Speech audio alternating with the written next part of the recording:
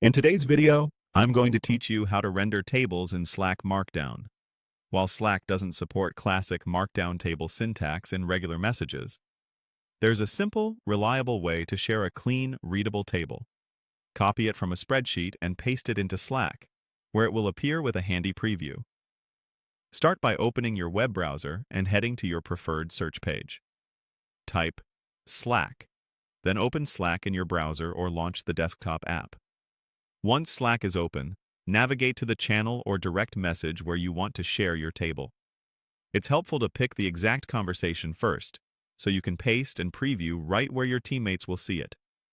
Next, switch over to your table.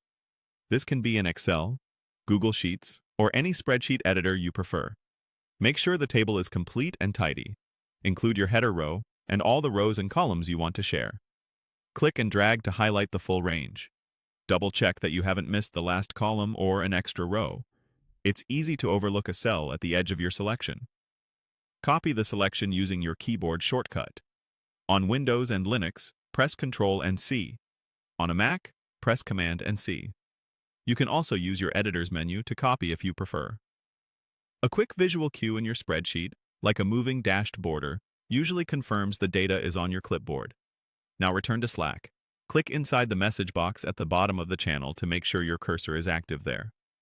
Paste your table using Ctrl and V on Windows or Command and V on Mac. Slack will convert what you pasted into a table attachment with a preview right inside the composer.